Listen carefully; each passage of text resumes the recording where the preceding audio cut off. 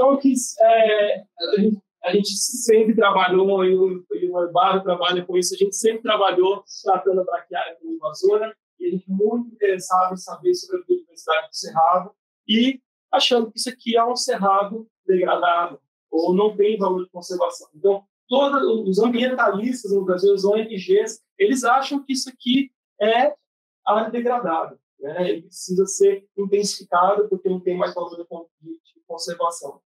Os desenvolvimentistas que querem plantar mais agricultura, querem intensificar, aumentar a produtividade das nossas áreas, eles querem que isso aqui também seja transformado em áreas de agricultura intensificada. Então, a solução, tanto do ponto de vista ambiental quanto do ponto de vista produtivista, é que esse pasto ele tem que ser intensificado. E a gente está olhando porque isso é muito importante. Isso corresponde à maior parte das terras que a gente tem no Cerrado. Né? Então, pode passar.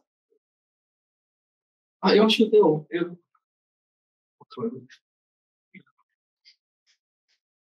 Em 2020, eu tinha sido aprovado para ir para a Holanda fazer esse cientista visitante, já era esse projeto, mas o pessoal da Universidade de Exeter, o professor Tom Pennington e Lucy Golland, eles iam publicando com restauração do Cerrado e estavam interessados em fazer um projeto de delimitar quais são as áreas prioritárias para a conservação do Cerrado, para a restauração do Cerrado, e quais são as áreas prioritárias para sequestro de carbono no Cerrado. Intensificar a passagem. Existia um recurso previsto com a Shell para estudar sequestro de carbono, como que as nossas passagens podiam melhorar o sequestro de carbono, mas eles queriam colocar a biodiversidade no meio. Então, a gente teve uma conversa e eu falei, nossa, aí sim, são pessoas no exterior fazendo exatamente o que a gente está fazendo aqui no Brasil, muitas vezes com ideias diferentes das nossas. Eu tinha revisado um artigo, um manuscrito deles, tinha escrito uma carta de resposta para um outro artigo deles, ou seja, eu queria ir para lá para aprender um pouco de como eles pensavam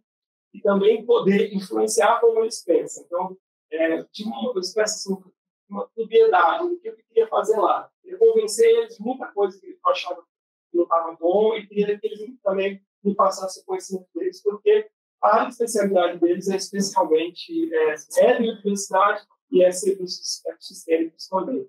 Então, o meu projeto foi para aprender esse sentido amplo, escrever trabalhos com eles, iniciar projetos com eles. Eu não levei amostras para serem analisadas na bancada. Lá nunca foi minha proposta, então eu não tenho nada muito específico para falar. Eu tenho que falar do todo. Eu vou contar algumas histórias que começaram antes de eu ir para lá e algumas histórias que vão terminar daqui a 4 anos, mas que começaram como projeto agora lá. Então, é disso que eu estou falando. E é lógico, faz parte da minha conclusão esse seminário, mas não é um seminário de prestação de contas, porque prestação de contas eu apresentei o papel para o CTI. Aqui, o que eu estou mais interessado é o que a gente pode fazer daqui para frente. Então, estou contente que tem o pessoal do portfólio de pastagens também, tem bastante gente de pastagem aqui e de biodiversidade. Então, estou interessado o que a gente vai fazer junto daqui para frente nesse tema, né, de como associar a biodiversidade com a produção agrícola. E é lógico, também estou disposto a olhar para trás do que a gente fez até agora e ver quais foram as falhas, quais são as premissas errôneas, quais são os resultados duvidosos, para a gente poder também dar um passo atrás e poder seguir esse caminho. Mas esse é um caminho que a gente está seguindo, e está seguindo dentro do grupo de pesquisa de conservação em sítio e nas parcerias que a gente tem feito. Tá? Bom, então, esses são alguns projetos que estão vinculados com essa apresentação e que mostram esse caminho aqui. Né? Então, o programa de cientista visitante do Embrapa, a bolsa de pesquisa de produtividade, que foi sair daquele universo da restauração em estrito senso, que é tentar fazer a vegetação nativa voltar de volta, para integrar a restauração com produção. O projeto da Embrapa de carbono nativo, que você já deve ter ouvido falar, que é o projeto de carbono nativo, que no nosso caso aqui do Senagem é entregar as diretrizes para estimar árvores nativas em pastagens para essa marca de carbono nativo, na plataforma pecuária de baixa emissão de carbono. O projeto rural sustentável, que chama Pecuária Cumbaru, que o Aldecir é coordenador, e que a gente está lá no 3 municípios do Mato Grosso, perto de Cuiabá, tem pastagens com baru. São sistemas autóctones, não são implantados, os baros são deixados na pastagem na hora de fazer o desmatamento, elas ficam, e depois a regeneração deles é incentivada, então tem pastagens com barulho bastante lá, a gente está entendendo um pouco esses sistemas, não só do ponto de vista do pasto, mas do barulho e dos pecuaristas. O projeto CPF, que já finalizou e que deu um pontapé inicial para isso tudo acontecer, né?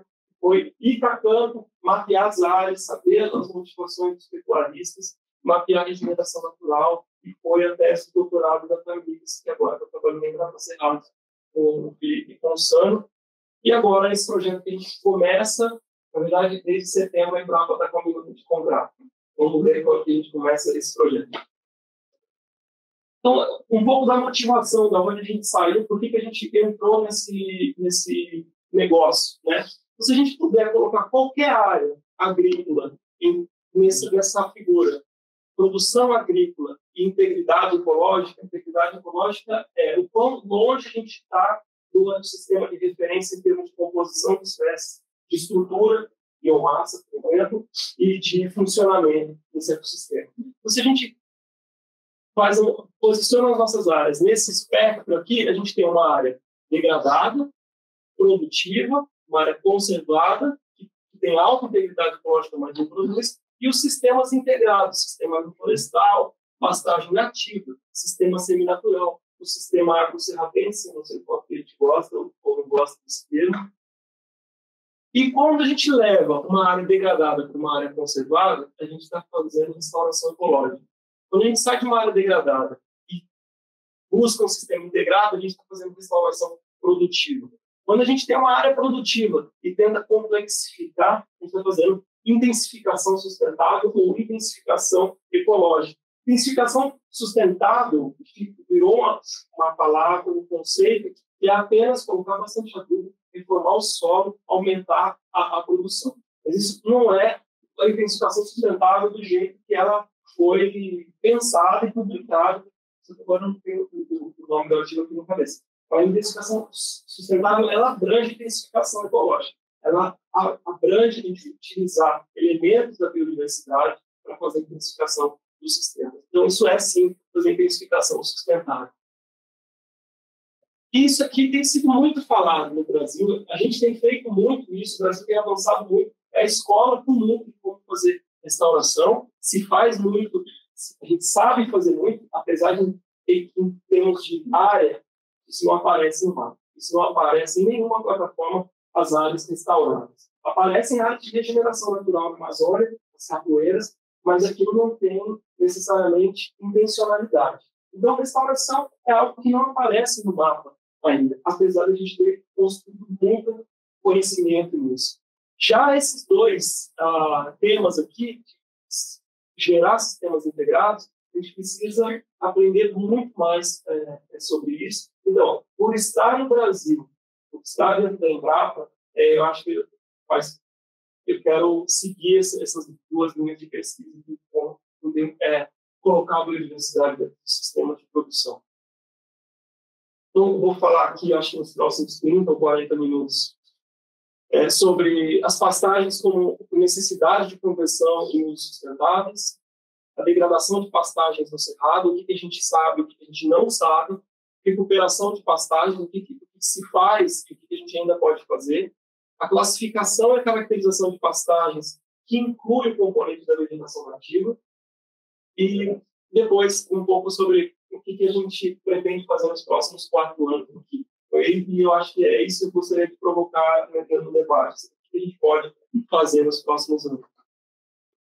Então, o Brasil tem 31% de cobertura de área agrícola, né, segundo o Macrobiomas, em 2021, e 57% da área convertida é pasto, são pastagens. Né? Apesar da agricultura estar tomando um pouco da área da pastagem, as pastagens estão diminuindo gradativamente, dando lugar à agricultura intensiva. Então, muitas das pastagens, ainda nos próximos anos ou décadas, vai ser convertido em sistemas de agricultura, em sistemas para confinamento, sistemas de maior produtividade.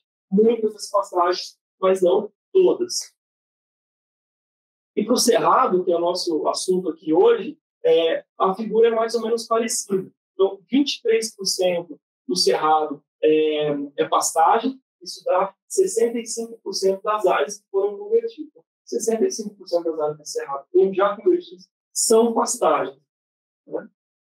Que também estão estabilizadas, estão gradativamente decaindo e dando lugar para a agricultura. Então, pastagem degradada, que representa 40% de todas essas pastagens, a pastagem degradada está no boca de todo mundo. Né? O presidente do Brasil hoje, a gente precisa recuperar as pastagens degradadas. Pastagens no Brasil, elas têm baixa produtividade. Então, essa figura aqui do Strasbourg, ela mostra qual que é a densidade de animais por hectare, unidades de animais por hectare, em todas as pastagens brasileiras. Então, a maioria tem aqui por volta de meia cabeça por hectare, uma produtividade baixíssima, e todos nós queremos aumentar essa produtividade, e quando a gente aumenta essa produtividade, a gente sobra espaço para fazer um monte de coisa. Né? Você pode pensar o que dá para fazer com o espaço que sobra quando a gente aumenta a produtividade. Então, eles calcularam qual seria a produtividade possível dessas pastagens. Então, eles pegaram qual que é o potencial de crescimento da braquiária brisanta e restringindo para a água, né? Não é água infinita, mas deve recuperar o solo, quanto esse capim pode produzir e quando esse capim tiver a sua produtividade máxima, quantos animais a gente consegue colocar por hectare. Isso aumenta de 94 para 286 milhões de animais. A gente tem um espaço aí de crescer 3 vezes a produtividade animal. Então, se a gente quisesse manter essa produção, a gente poderia diminuir por 3 a área de passagem. Como eles fizeram uma perspectiva, um cenário para 2040, qual vai ser a demanda de alimentos e de carne, e publicaram nesse mapa, nesse mesmo artigo, que mostra se, com todas as opções de uso da terra, cana, restauração, sistemas de pastagem, integração lavoura-pecuária, sistemas de pastagem com eucalipto e o pastagem tradicional, o que vai acontecer em 2040, não com a produtividade que a gente tem hoje, com a produtividade estimada para 2040. E se você fez um cenário com restauração, onde você contempla todas as demandas desses produtos em 2040, e o que sobrar nas áreas com a menor aptidão vão virar área de restauração. Sobra bastante área para fazer restauração. Então, qualquer perspectiva de recuperação de pastagem degradada tem que jogar pastos para alta produtividade e tem que jogar pastos para restauração. Então, faz parte do planejamento colocar essas áreas dentro de um leque de opções bem maior do que simplesmente vamos fazer esse pasto ficar mais produtivo. Principalmente porque também temos pastos em áreas com baixíssima aptidão para se tornar outras coisas, ou mesmo para se manter como pasto. E a gente tem incentivos cada vez maiores de como recuperar essas áreas. Então, esse aqui é o plano ABC+, né? Os colegas da Embrapa conhecem bem porque participaram ativamente desse plano. Então, é um plano de agricultura de baixo carbono. Então, como que a gente vai fazer para reduzir nossas emissões de carbono e para sequestrar carbono? Se você olhar todos os itens aqui do programa, todas as frentes do programa, recuperação de pastagem degradada é a que vai sequestrar a maior quantidade de carbono. Tratamento de dejetos animais muitíssimo, né? Floresta plantada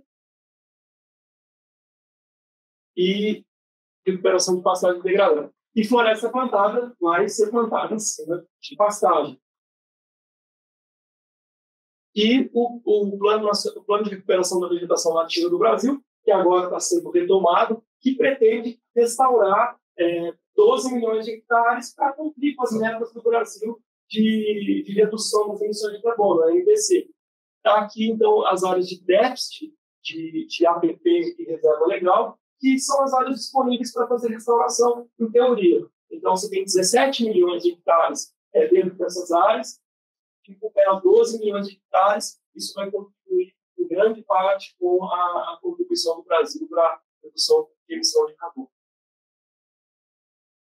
Então, é isso. É por isso que a gente está trabalhando com isso agora. O que é pastagem degradada? Eu acho que essa foto que vem à cabeça de qualquer um quando a gente pensa. Isso é uma passagem degradação. Né? A degradação de pastagens, ela é medida quando você tem um tempo zero, onde você reforma o seu pasto, quando você instala o seu pasto, ele começa a produzir, ele começa a produzir braquiária, alta produtividade, 19 toneladas por hectare de massa seca por ano e um carbono no solo de 84 toneladas por hectare. Esse é um pasto assim que você formou ou reformou ele. E o tempo passa, quando chega 11 anos depois, ele tem 20% da produtividade original e tem 30% do carbono do solo original que foi plantado. Então, passa não é uma coisa que você planta hoje e passa o resto dos tempos, décadas e décadas, só colhendo gado e não fazendo nada. Vai perdendo seu potencial de produtividade. E isso faz com que a produtividade das pastagens brasileiras tão baixas. Como que se recupera essas pastagens? Qual é a regra para recuperar essas pastagens? Então, você tem um tipo convencional, então se reforma o pasto ou inicia o pasto, e a cada 11 anos você vai lá e começa tudo de novo. Passa o arado, se tiver um compactado, passa grade, fertiliza, calcareia, ressemeia o capim, e aí começa um processo de perda de produtividade. Faz isso de novo, começa um processo de perda de produtividade. O que é recomendado? E o Luiz está aqui, que eu começo a falar besteira, porque isso eu estudei, não é conhecimento de causa, não. Você ficar recuperando ele antes dele perder toda essa produtividade. Então, você sempre está recuperando a fertilidade dele, ele nunca cai. Você pode recuperar ele a cada 4 anos, ou você pode fracionar isso dentro da propriedade. Então, você gastando um pouco de recurso, você está sempre mantendo alta produtividade. Quando você faz isso, o carbono no solo ele vai aumentando no prazo de 20 anos. Então, o que você tem visto é que o carbono com a braquiária em alta produtividade, ele vai aumentando. Cada ano. É uma fonte, é um sequestro de carbono terrível. Né? Então, é isso, essa aqui é a defesa. Enquanto o convencional, ele vai ficando lá embaixo. Então, quando você olha o resultado do balanço de carbono, essas barras para cima são o que a pastagem libera de carbono, e o verde é o que ela sequestra de carbono, que é carbono do solo, carbono orgânico do solo. Você tem uma taxa menor, você ainda libera carbono, mas você desconta muito fazendo pastagens altamente recuperadas. Então, a gente não tem como fugir disso. Então, se o ambientalismo ele tem a ver com carbono, braquiária é maravilhoso, está comprovado. Se o ambientalismo tem a ver também com salvar áreas de conservação e salvar áreas para restauração, a gente tem que intensificar essas pastagens, porque isso vai significar menos terra sendo degradada, sendo desmatada. Então, isso não tem para onde a gente correr. E tem o que é o mainstream hoje, que a Embrapa e outras instituições estão gerando tecnologia que aumenta demais a produtividade das áreas. Então, você tem a recuperação da pastagem, quando você tem que recuperar essa pastagem que está produzindo, você coloca uma cultura agrícola, no final dessa safra, no final da estação chuvosa, planta a braquiária com o milho, olha o milho braquiário de baixo, o pasto está recuperado. Você pode fazer a cultura por 2 anos, ou no primeiro ano, e depois liberar, e depois de 10 anos, ou depois de 6 anos, você volta. Quem tiver mais questões sobre isso, o Adriano está aqui. Você tem uma integração que roda todos os anos, então a agricultura, o milho, o capim, o gado come o capim, volta para a agricultura e todos os anos se faz isso. Esses anos que eu não sei nem como que a gente vai classificar isso. É pasto, é agricultura, vai ser pasto, agricultura, na imagem satélite, né?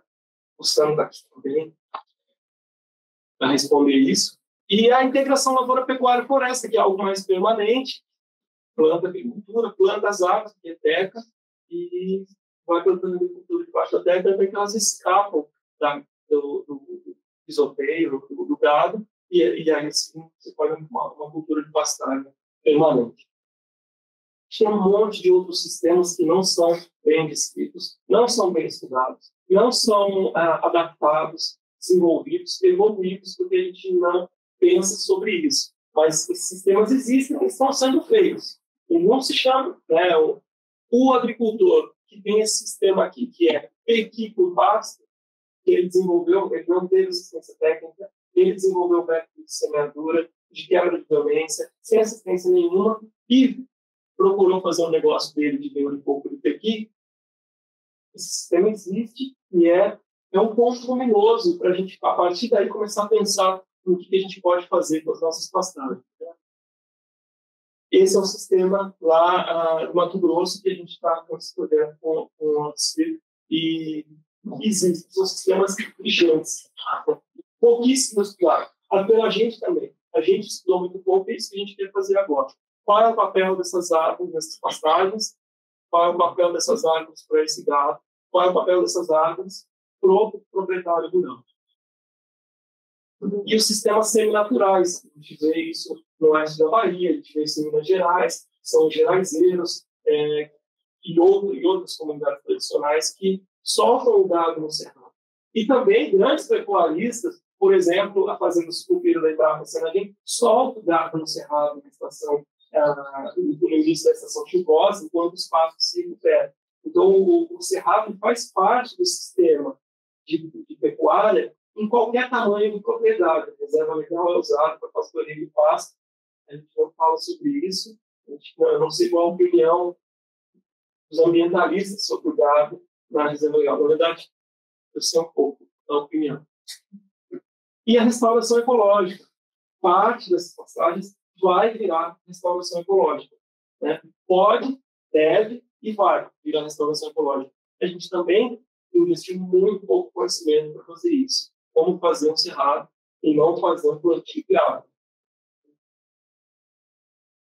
Então, a gente precisa classificar essas pastagens para saber qual é a aptidão daquela pastagem, a aptidão para o uso sustentável.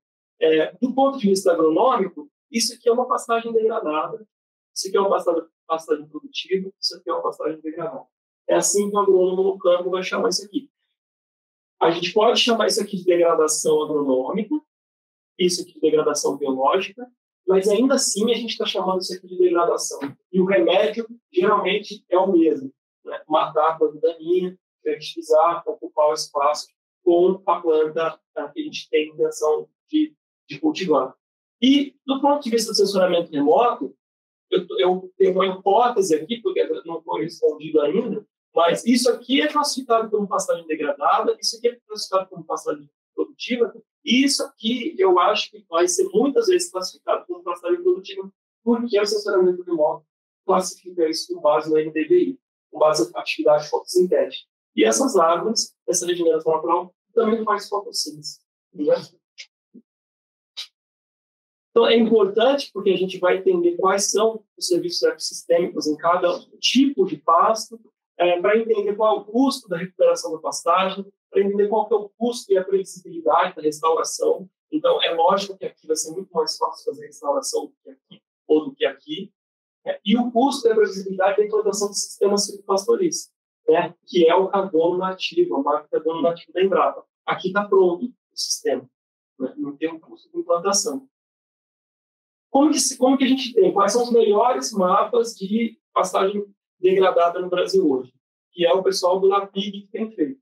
Esse mapa aqui mostra, com base no NDVI estanque, sem dinâmica, com base no NDVI, né, atividade fotossintética, qual é a área de pastagens degradadas, pouco degradadas e pastagens produtivas. E esse aqui, mais recente, mostra, por exemplo, dinâmica. Se o NDVI se perde, ele diminui ao longo dos 10 anos de avaliação, ou se o NDVI está aumentando ao longo dos 10 anos de avaliação. Então, a pastagem está degradando ou não. Então, nessa questão de degradação e restauração, muitos, apesar de ser muito difícil de fazer, aí o entendimento é que degradação e restauração é um processo. Você não pode avaliar uma única medida. Você tem que avaliar a dinâmica da área. Sabendo que aqui não tem o componente de vegetação nativa. Produz ou não produz fotossíntese. Então, a gente gerou, eu, Sano e Tamires, a gente pensou nessa ideia de, bom, se a gente colocar mais um componente, solo exposto, capim exótico, ou a braquiária, o capim que é a forragem, né? A forrageira e a espécie nativa, as três proporções, a gente consegue fazer uma melhor classificação, né? Em campo, e depois a gente vai ver se isso, o sensoriamento remoto faz sentido. Então, por exemplo, isso aqui é um diagrama ternário, daquele que a gente faz argila, silt, areia. A gente está fazendo ele com espécie nativa, solo exposto e capim exótico. E aí a gente pode colocar os pontos das pastagens, numa pastagem com degradação biológica severa, numa pastagem com degradação biológica e regeneração, degradação biológica, um pasto produtivo, que pega quase 100%, no mínimo 80% de cobertura de forrageira, um pasto com regeneração do cerrado, um cerrado regenerando e até cerrado. Puxa, mas cerrado na máscara do mapa biomas, do mapa de passagem do Brasil, tem ponto que cai como pasto e que lá ele já tem mais de 70% de cobertura de cerrado. Então, os pontos se distribuem nesse universo aqui, tá? Então, a gente fez esse modelo conceitual. Olha, é preciso uma melhor classificação, seu modelo conceitual, talvez para alguma região ou para outra, a gente precisa de menos classes, algumas classes não façam sentido, ou a gente nem consegue distinguir essas classes com as ferramentas que a gente tem, né? Então, o que a gente tem de denominação usual é que isso aqui é uma pastagem degradada ou um cerrado degradado. Isso aqui que está vermelho é o capim exótico, né? A pastagem produtiva, um pasto degradado, porque o cerrado está voltando, um pasto degradado e aqui uma restauração biológica um pasto degradado. Aqui as denominações que a gente propõe, que eu mostrei na outra figura, e aqui são as opções de conversão desse uso de terra, né? O que a gente pode fazer de diferente para aumentar a sustentabilidade dessas pastagens e do bioma cerrado. A gente foi para campo e a família foi para campo bastante e amostrou 108 pontos com pastagens de maneira aleatória, que não é só andar de carro, parar na beira de uma cerca, pular para dentro do pasto e fazer um levantamento. Se fosse isso, talvez ela fizesse 1.080 pastagens. Como precisa conversar com a Emater, pedir licença, pedir um telefone, conversar com o fazendeiro, as porteiras estão todas trancadas, ninguém quer saber de pesquisador, de cientista entrando nas suas propriedades. Ele precisa gastar um tempo enorme para conseguir fazer um trabalho que envolva as pessoas, os pecuaristas, né? Então, foram feitos 108 pastagens, que é uma amostragem comparado com outros trabalhos de classificação pastágem grande ainda, mas a gente quer fazer muito mais nos próximos 4 anos. Então, foi encontrado pastagens com 0% de cobertura nativa. Essa é uma ótima pastagem, essa é uma péssima pastagem. Mas as duas têm 0% de cobertura de vegetação nativa, até pastagem com 72% de cobertura nativa. E a gente vai entender quais são os fatores que fazem ter mais ou menos cobertura de vegetação nativa, mais ou menos cobertura de forragem, mais ou menos solo exposto. A gente está interessado em recomendar as áreas para restauração. Então, foi levantadas as variáveis biofísicas, que são as áreas, são variáveis que têm mapas disponíveis, as variáveis de manejo precisa entrevistar o produtor e saber o que ele faz. Quando que você plantou o pasto, quando você renovou o pasto, você usa ou não usa fertilizante herbicida, pegou fogo, não pegou fogo no pasto. Algumas dessas coisas a gente consegue informação com sensoriamento remoto, imagens, com camadas disponíveis, outras você tem que fazer as perguntas. Essas são as variáveis preditoras e paisagem.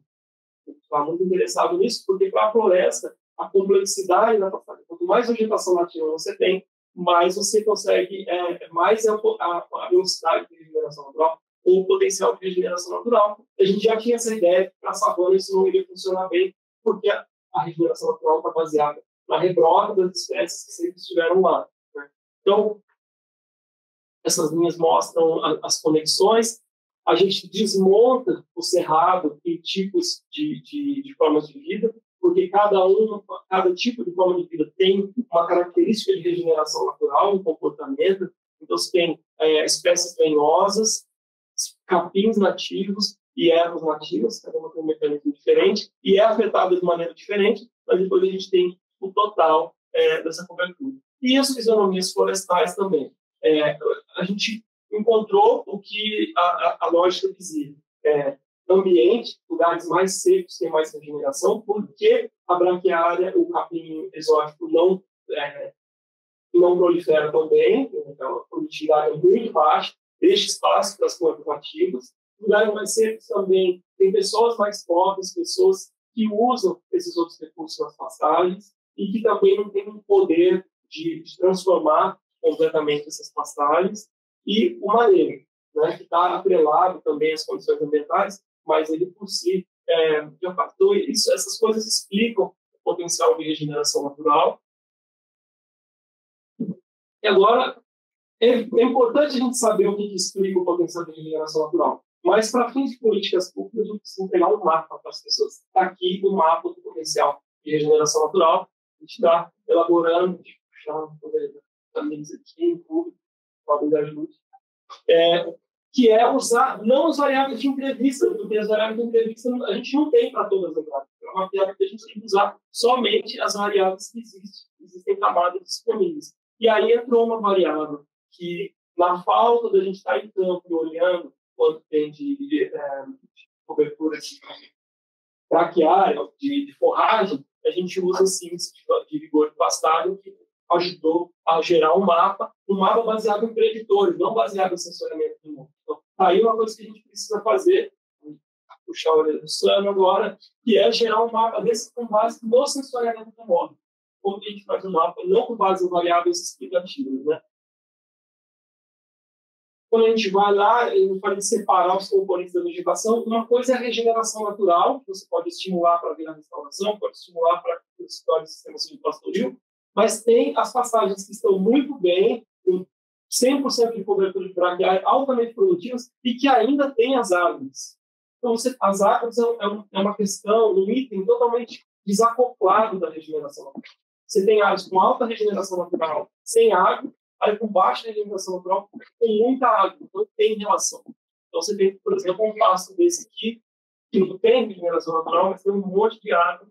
Quantas árvores tem esse pasto? A gente foi para campo, fez parcelas e relacionou isso com a imagem Sentinel. Quem fez essa parte de Sentinel foi um pós-doc que teve com a gente 1 ano e que conseguiu automatizar isso de uma maneira que acho que precisariam de 3 pessoas por 11 meses, todos os dias trabalhando para gerar um mapa de ponta a ponta, né? Wall-to-wall, né?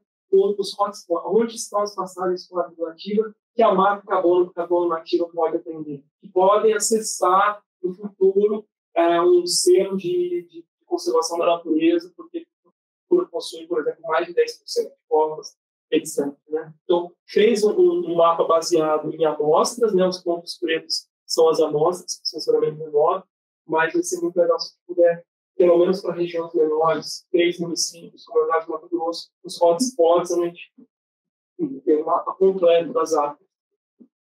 Essas são as espécies de árvores que são dispersas nas pastagens, árvores adultas, né?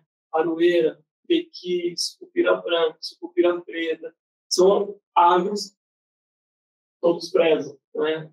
E como que a densidade das árvores se distribui nas ecorregiões. A gente sempre olha para o cerrado, olhando para ele em termos das ecorregiões pensadas pelo SONA e por colaboradores. Então, a gente tem muita pastagem sem árvore mesmo, é verdade. Na média, isso é coisa baixa, ou 2 árvores por hectare. No Longo Paraná, que é o que mais tem, 7 árvores por hectare em média, mas a gente tem uma distribuição muito irregular, ou seja, existem pastagens com muitas árvores. Então, existem exemplos, a gente pode incrementar a quantidade de árvores nessa situação. Então, para concluir, a correta classificação das pastagens em produtivas com regeneração natural e periadadas contribui para definir suas aptidões para intensificação sustentável, uso sustentável ou restauração. A intensificação das pastagens não deve ser considerada apenas em termos de conservação de conversão em agricultura ou em LPF. Os sistemas silvopastoris com árvores nativas e sistemas tradicionais de pastagens semi-naturais devem ser avaliados e aprimorados para se constituírem opções de uso sustentável. A densidade de árvores é maior em regiões mais secas e com menor intensificação, porém, há alta densidade de árvores em pastagens em todas as ecorregiões e em pastagens intensificadas. Esses exemplos, tanto em propriedades familiares como em fazendas altamente tecnificadas, podem inspirar a expansão desses sistemas. A resiliência do cerrado em áreas de pastagens cultivadas indica fácil implantação de sistemas silvopastoris a partir do manejo. Então, a gente consegue fazer sistema silvopastoril com um custo quase zero, né? Quando o plantio é necessário, existem espécies e tecnologias disponíveis para essa implantação a um custo, claro, né? E a pastagem com maior potencial de regeneração natural, ela tem vocação ou aptidão para a restauração ecológica, porque aí você reduz o custo e a incerteza sobre o sucesso da restauração. Então, 3 slides sobre qual é o projeto que a gente vai tocar nos próximos 4 anos, e eu estou bastante empolgado que vem aí em diante. Então, a primeira coisa é melhorar essa classificação. Hoje a gente tem essa classificação de produtiva degradada, a gente precisa fazer um espectro disso, e aí fazer uma melhor classificação para poder fazer um melhor uso, desenvolver muito funcionamento remoto e muito campo, né? Caracterizar, uma vez que a gente tem esses tipos, essa tipologia, como é a produtividade, qual é a demanda de insumos, a aplicação de insumo externo, como é a conservação da água, como é carbono, como é biodiversidade, e quais são as motivações dos pecuaristas para manter ou mudar de categorias, né, de tipo de uso da terra. Então, isso vai exigir muito trabalho de campo, tanto socioeconômico quanto de botânica e de ecologia. E aí, por fim, analisar e influenciar quais são os fatores de mudança. O que pode levar uma pastagem a virar isso, ou virar uma pastagem produtiva, ou um ILPF, ou um sistema silvopastoril, ou uma reserva legal. Déficit de reserva legal, interesse pessoal, potencial de regeneração natural, incentivos econômicos e aptidão agrícola. Vai exigir agora uma perspectiva de conversar sobre esses resultados com quem faz política pública. E nesse tempo que eu tive lá, é lógico, eu trabalho com pesquisa em restauração ecológica há 20 anos e a gente continua fazendo isso para valer, é o que a gente mais faz. A gente desenvolve métodos para plantar, como fazer, montar um método de restauração. A gente avalia isso ao longo do tempo, como a gente desenvolve métodos para monitorar, seja para cumprimento de legislação, seja para fazer melhor os métodos para manejo adaptativo, e, no fim, como fazer transferência de tecnologia. Então, a gente tem hoje um curso de semeadura direta aqui na plataforma Ecampo, que ontem eu dei uma olhada, 6.800 pessoas fizeram o curso de semeadura direta para a restauração. Acho que isso demonstra bem como que a gente está avançado nisso que lembrava. E, bom, esse aqui é o livro que foi lançado durante a pandemia. A Elisa é professora do IF, de UFG, Elisa Luz e coordenou essa parte do doutorado dela, onde a gente apresenta as espécies e como fazer. Está super focado também esse livro, é o orgulho nosso também, os sistemas silvopastoriais. Então, nesse trabalho aqui, que eu apresentei hoje para vocês, eu quero agradecer a Elisa, a Tamires, que foram estudantes de doutorado, o professor Sano, Aldicir, o João Bringer, que foi botânico da equipe, o João Carlos Pena, que fez algumas análises de satélite, e a Silvia, que foi parceira de campo, foi compôs a equipe da Tamires. Talvez eu esteja esquecendo alguém, mas é isso. Obrigado.